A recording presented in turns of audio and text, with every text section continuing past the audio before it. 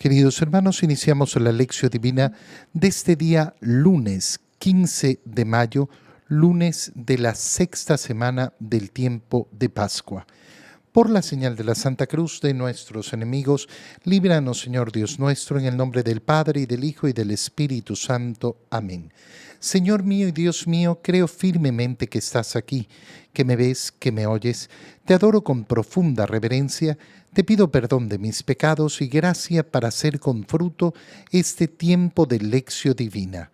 Madre mía Inmaculada, San José, mi Padre y Señor, Ángel de mi guarda, interceded por mí. En este día lunes continuamos con la lectura del libro de los Hechos de los Apóstoles y leemos el capítulo 16, versículos 11 al 15. Por aquellos días zarpamos de Troade y navegamos rumbo a Samotracia, al día siguiente hacia Neápolis y de ahí a Filipos, colonia romana y ciudad principal de la región de Macedonia. En Filipos nos quedamos unos días. El sábado salimos de la ciudad y nos fuimos por la orilla del río hasta un sitio donde solían tenerse las reuniones de oración. Allí nos sentamos y trabamos conversación con las mujeres que habían acudido. Entre las que nos escuchaban había una mujer llamada Lidia, de la ciudad de Tiatira, comerciante en púrpura, que adoraba al verdadero Dios. El Señor le tocó el corazón para que aceptara el mensaje de Pablo.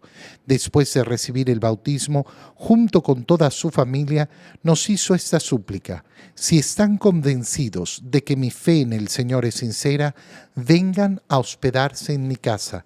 Y así nos obligó a aceptar. Palabra de Dios.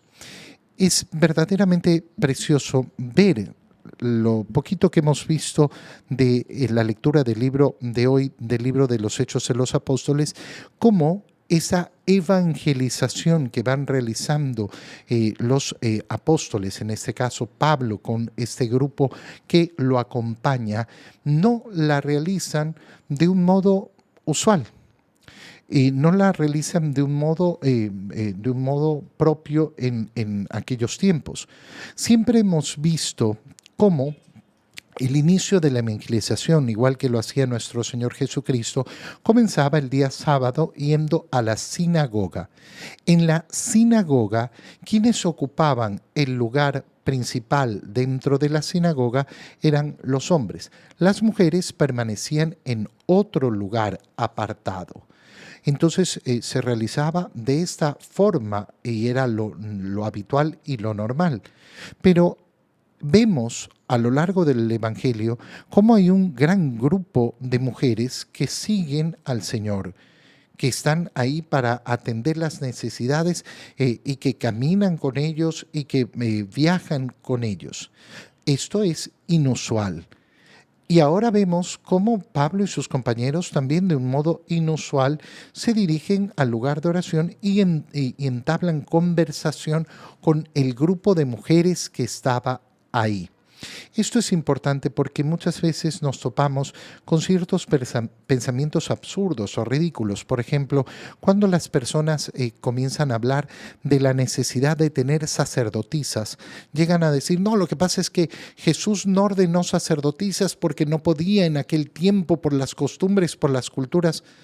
Todo lo que quiso hacer Jesús lo hizo. Si no ordenó a mujeres para el sacerdocio, es porque no lo quiso hacer, por una serie de razones que podemos explicar o no, pero es importantísimo no creer jamás que Jesús no hizo algo porque la sociedad, la cultura no se lo permitía, porque no era usual, porque no era lo que era conveniente en ese tiempo, pero ahora sí. No, es un argumento muy torpe. Es un argumento que no podemos aceptar de ninguna manera. ¿Por qué? Porque sería decir que nuestra salvación no ha sido hecha con la plena y la total libertad de Dios. Nuestro Señor Jesucristo, que es el Verbo encarnado, ha hecho todo lo que ha querido de forma libre. ¿Por qué Pablo con su grupo se dirigen hacia este lugar? Veíamos el día sábado cómo el Espíritu Santo les ha señalado a través de un sueño que tuvo Pablo que vayan a Macedonia. Se le apareció a Pablo un habitante de Macedonia diciéndole, ven a Macedonia a ayudarnos. Y entonces emprenden el viaje, navegan y van hacia Macedonia y llegan a Filipos, colonia romana y ciudad principal de la región de Macedonia. Y en Filipos se quedan unos días. El sábado van por la orilla del río al sitio donde solían tenerse las reuniones de oración. No nos especifica reuniones de oración de quién. No parece ser reuniones de oración de los judíos, sino de los habitantes de la ciudad, aquellos que querían tener su momento de oración, van hacia allá. Y allí nos sentamos y trabamos conversación con las mujeres que habían acudido. Parece ser que el primer grupo al cual se dirigen es un grupo de mujeres. Entre ellas nos cuentan que había una mujer llamada Lidia, que era una comerciante y que adoraba al verdadero Dios. ¿Qué significa adorar al verdadero Dios? Al único Dios. Significa que hay personas que no pertenecen al pueblo de Israel y que sin embargo, de un modo u otro, habían llegado al conocimiento de ese verdadero Dios. Esto lo podemos ver tanto en el Antiguo Testamento como en el Nuevo Testamento. Es decir, personas que no pertenecen a los hijos de Abraham, que no pertenecen al pueblo de Israel y que sin embargo, de un modo u otro, han tenido acceso efectivamente a ese conocimiento del verdadero y único Dios. Han aceptado lo que cree el pueblo de Israel. Y esto es, el Señor, tu Dios, es uno solo. Por tanto, el paso del politeísmo, de creer en muchos dioses, a creer en la existencia de un único Dios, el Dios creador del cielo y de la tierra. Esta mujer, Lidia, no nos explican de qué manera, era creyente, adoraba al verdadero Dios. El Señor además le toca el corazón para que acepte el mensaje de Pablo, es decir, que lo aceptó con mucha rapidez. Y eso es algo que suele ocurrir efectivamente cuando la acción del Espíritu Santo está presente en una persona para abrir su corazón y aceptar el mensaje de la salvación. Y recibió ahí mismo el bautismo. Nos han dicho que estaba en la orilla del río, así que ya sabemos dónde la han bautizado. No solo ella, sino junto con toda su familia. ¿Quién es toda su familia? No lo especifica. Su esposo, sus hijos, sus hermanos, sus parientes. No sabemos qué tan grande y cuánta era esa familia. Pero esta es una acción que empieza en esta mujer y que se transmite inmediatamente a toda su familia. Y les hace esta súplica. Si están convencidos de que mi fe en el Señor es sincera, vengan a hospedarse a mi casa. Abre su hogar esta mujer para que se convierta en la posada de los apóstoles. Esto también tiene su profunda belleza porque la iglesia en sus orígenes, ¿dónde va a desarrollarse? Va a desarrollarse en hogares, en casas. No existen en este momento los templos cristianos. No existen las iglesias. Los primeros lugares de reunión de la comunidad van a ser hogares que son puestos a disposición de los apóstoles y de los discípulos, de los presbíteros después, de los obispos después, para que se celebre sobre todo esa reunión semanal de la fracción del pan, para celebrar la Santa Misa. Por eso es tan bello darnos cuenta que la iglesia tiene su origen no en el templo cristiano que vendrá después y que será tan oportuno y tan necesario, sino en el hogar de la familia. Y por eso es que la iglesia hoy habla con tanta claridad de la familia como esa iglesia doméstica. Y por eso es que es imposible hablar de una verdadera vida de la iglesia sin conexión con esa iglesia doméstica que es la familia. Por eso también es evidente por qué en ese afán destructor que tiene Satanás respecto a la iglesia, ¿cuál va a ser su ataque principal o uno de sus ataques principales? La iglesia doméstica, la familia. Destruir la familia para destruir también a la iglesia. En el Evangelio, leemos el Evangelio de San Juan, capítulo 15, versículos 26 hasta el capítulo 16, versículo 4. En aquel tiempo Jesús dijo a sus discípulos: cuando venga el Consolador, que yo les enviaré a ustedes de parte del Padre, el Espíritu de la verdad que procede del Padre, Él dará testimonio de mí, y ustedes también darán testimonio, pues desde el principio han estado conmigo. Les he hablado de estas cosas para que su fe no tropiece. Los expulsarán de las sinagogas y hasta llegará un tiempo cuando el que les dé muerte creerá dar culto a Dios. Esto lo harán porque no nos han conocido ni al Padre ni a mí. Les he hablado de estas cosas para que cuando llegue la hora de su cumplimiento recuerden que ya se lo había predicho yo. Palabra del Señor. Continuamos con ese discurso que está dando el Señor en la última cena a sus discípulos. Ya ha anunciado la llegada del Paráclito, del Espíritu de verdad, es decir, aquel que da consuelo. Paráclito significa justamente eso, consolador. Y entonces continúa el Señor diciendo: cuando venga ese consolador, ese que va a entregar el consuelo, que yo les enviaré a ustedes de parte del Padre, el Espíritu de la verdad que procede del Padre, Él dará testimonio de mí.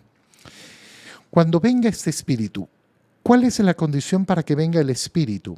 Lo que ha dicho el Señor antes es: el me ama cumplirá mis mandamientos. El que me ama cumplirá mis mandamientos.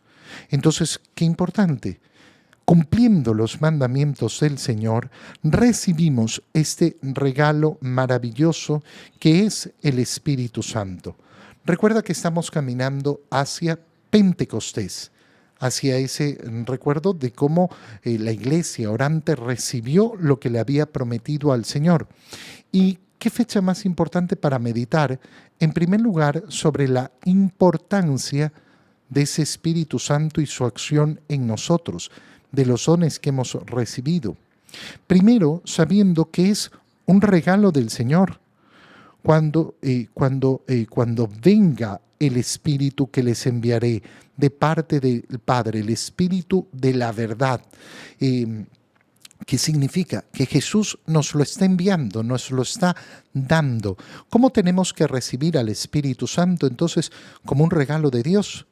Y si es un regalo de Dios, ¿cuánto aprecio tengo que tener por Él en mi corazón?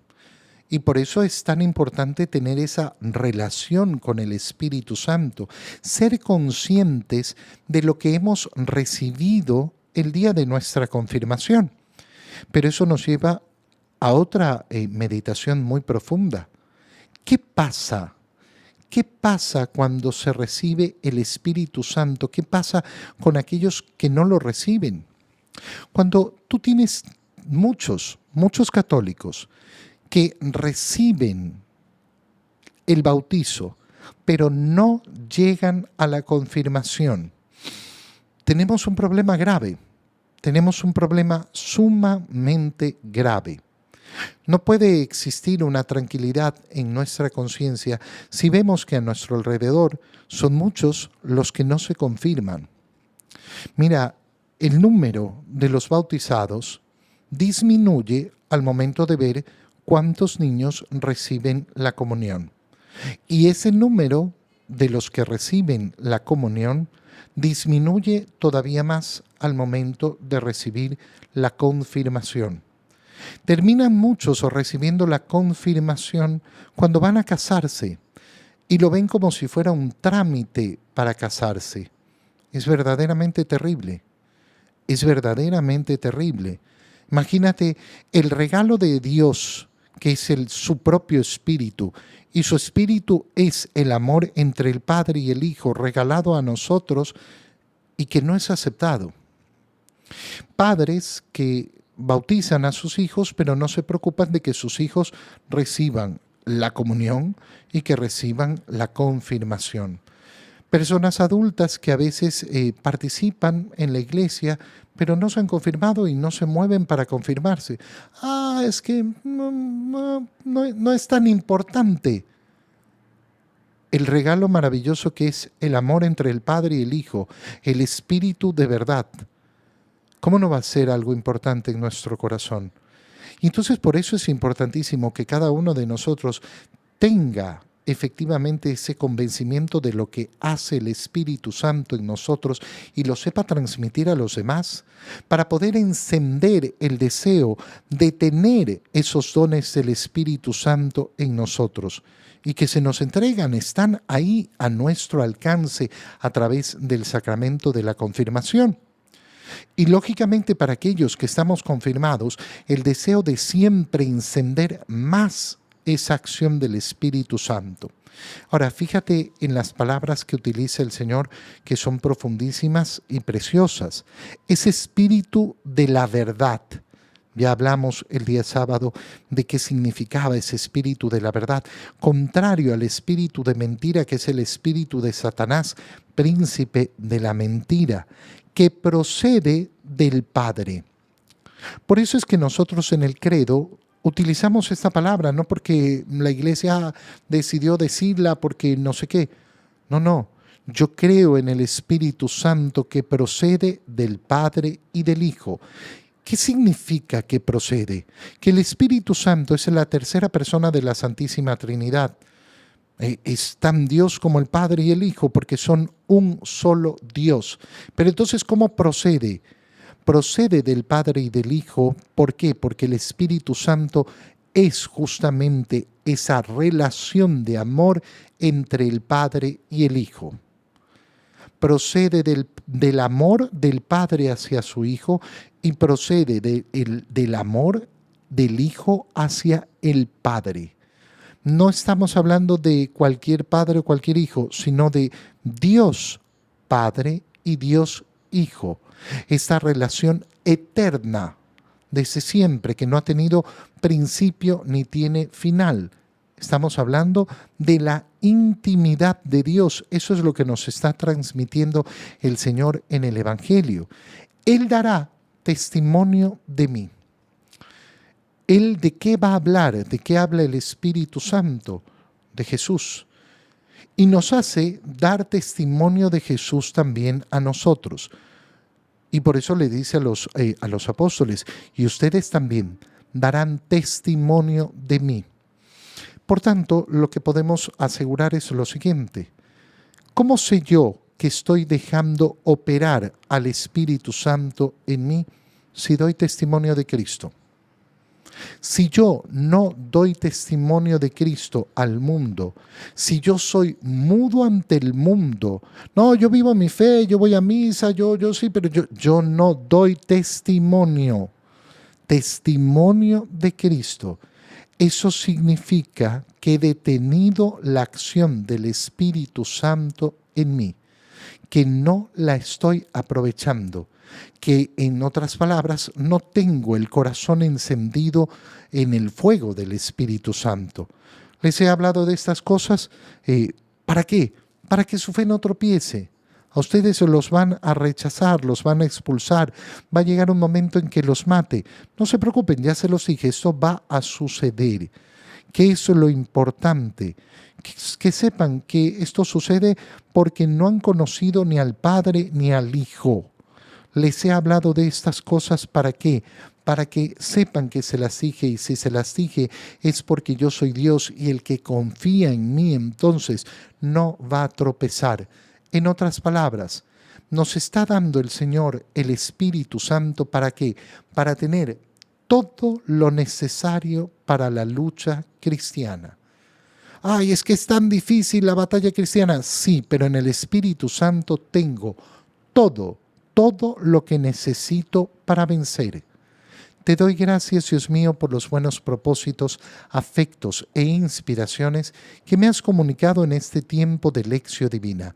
Te pido ayuda para ponerlos por obra. Madre mía Inmaculada, San José, mi Padre y Señor, Ángel de mi guarda, interceded por mí. María, Madre de la Iglesia, ruega por nosotros. Queridos hermanos, reciban mi bendición en este día para que el Señor colme su corazón con el fuego del Espíritu Santo, en el nombre del Padre, y del Hijo, y del Espíritu Santo. Amén. Que tengan todos un muy feliz día.